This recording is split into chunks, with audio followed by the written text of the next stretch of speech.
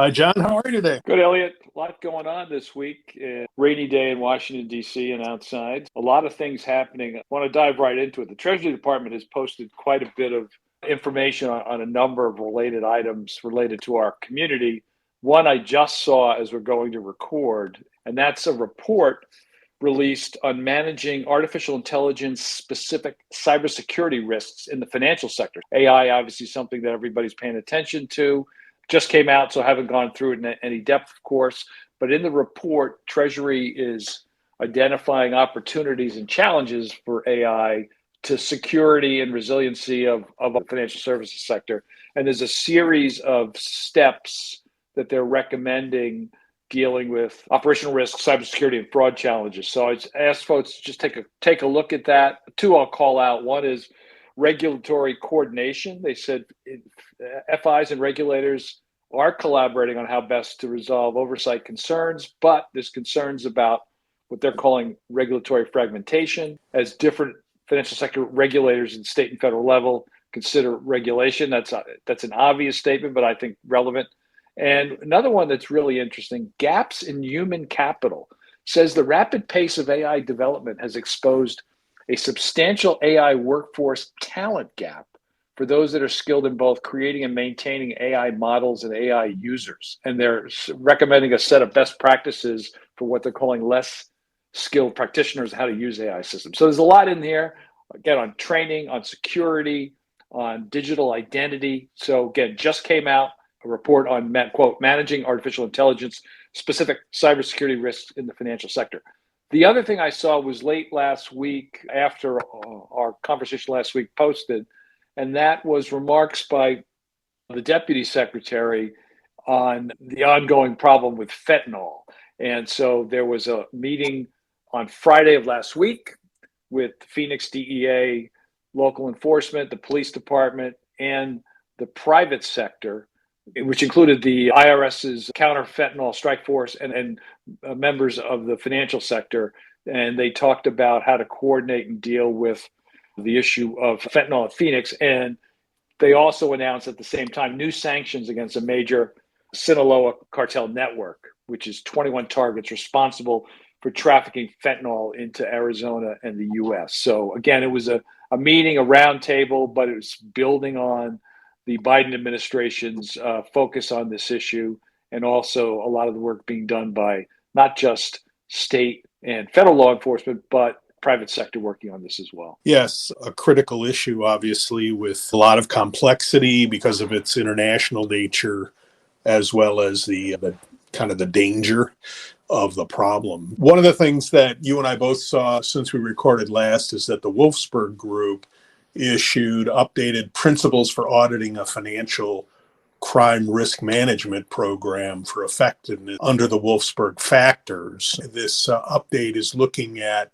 how internal audit should be looking at financial crime programs against the three Wolfsberg factors, which are complying with financial crime laws and regulations, establishing a reasonable and risk-based set of controls to mitigate the risk of an FI being used to facilitate illicit activity, and providing highly useful information to relevant government agencies in defined priority areas. So the group's paper comes at it using those three factors and things that internal audit can and should do. I have to say it's a good thing for them to publish this and maybe put a common set of ideas out there, but I didn't find anything exciting or new in here. My experience in working with internal audit, both when I was inside and also advising clients when I was outside in a law firm, is that at least based on the expectation of an independent review of a program under the Bank Secrecy Act regulations in the US, those organizations that feel that their internal audit group has the sophistication to do it, this is what they're doing. Worth a look to understand where Wolfsberg is, and again, to have ideally a global common set of goals, but I don't think this is a call to action for organizations that have already had their internal audit doing a good job of doing the independent program review. Last week when we recorded, we were in the middle of our AML Partnership Forum, the third annual. One of the topics covered, of course, was what's going on in a regulatory legislative standpoint, which included beneficial ownership in that issue and the lawsuit that we've talked about before in Alabama, suggesting that businesses will be harmed by Treasury's or FinCEN's approach to that regulation. But given all of that, something came out early this week that's relevant to the beneficial ownership debate, and that's FATF announced that the U.S. has been graded to, quote, largely compliant, unquote, with FATF Recommendation 24, which relates to the beneficial ownership issue. And so this is in the FATF 7th Enhanced Follow-up Report of the U.S. The updated rating is there. And according to the Secretary of Treasury Yellen, she is quoted in a press statement on the website that the U.S.'s upgraded rating is a result of nearly a decade of hard work by the Treasury Department, along with our interagency partners, to stop the flow of dirty money through anonymous companies, unquote. And she adds, quote, we're fully committed to strengthening the implementation of the FATF's global standards as we work to advance transparency and fairness across the U.S. financial system, unquote. So even though there's some issues related to implementation, there certainly has been progress, and that's what FATF is indicated by their upgraded rating. Yes, I saw that. And what I was struck with was first the fact that it was likely the earlier rating in this regarding Recommendation 24 that helped provide leverage for Treasury to get the Corporate Transparency Act passed and now implemented, or at least partially implemented. I think this is a space where we will see FATF in its Recommendation 24 continue to review what that ought to look like globally. And I think there'll be more work to be done. The U.S. has implemented something that you and I have talked about many times. It has some significant positives. It has some interesting quirks in its implementation. Those quirks may ultimately cause us to fall behind again unless we're proactive in keeping up with whatever FATF comes up with. But Recommendation 24 is only going to get more attention because of the importance of tracking who's the owner and where's the money coming from and going.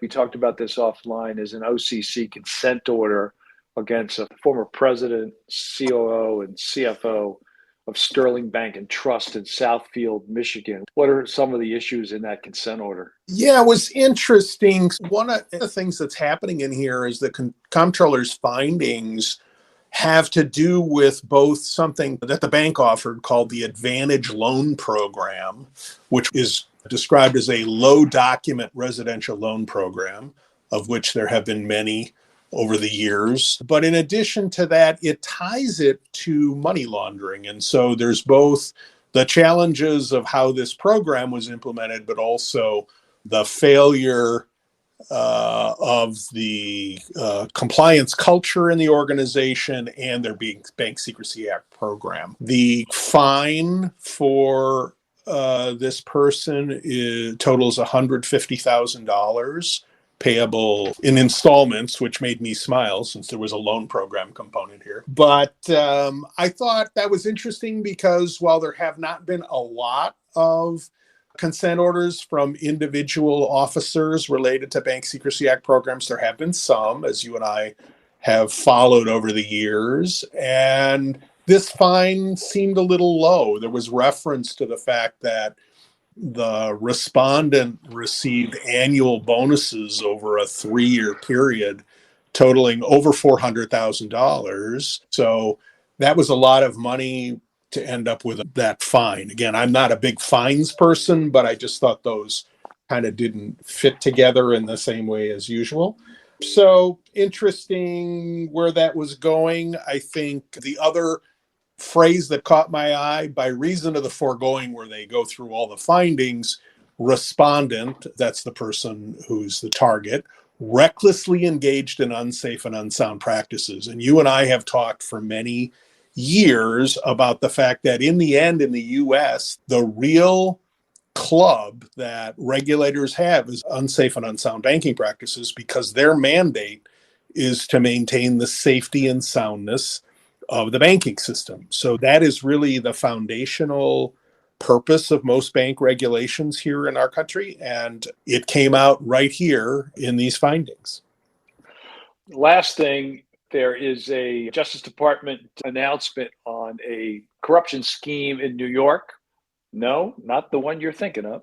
They seek forfeiture of $14 million from Manhattan apartments purchased with the proceeds of, this is the description, Mongolian corruption scheme. This forfeiture complaint was based on the allegations that these purchases were done from an international corruption scheme based on violations of the federal money laundering statutes. In the complaint, the former prime minister of Mongolia, according to the complaint, abused his position as prime minister to profit from the sale of his country's natural resources.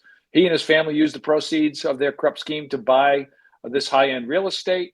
And again, according to the Justice Department, those properties are subject to forfeiture. Kleptocrats should take note. The criminal division is unwavering in its resolve to recover proceeds of official corruption and take the profits out of crime. A lengthy description here. FBI's New York International Corruption Squad is investigating the case. The Justice Department's Office of International Affairs provided assistance, and this is related to the Kleptocracy Asset Recovery Initiative that was started by the Justice Department a few years ago. And as always, at the bottom, they say, civil complaint is merely an allegation. The government has the burden of establishing the assets that are subject to forfeiture by, of course, the preponderance of the evidence. But again, another example of folks taking advantage of illicit funds to purchase real estate. Yes. So real estate, a big deal here again. Also, former Prime Minister Batbold is still serving as a member of Mongolia's parliament.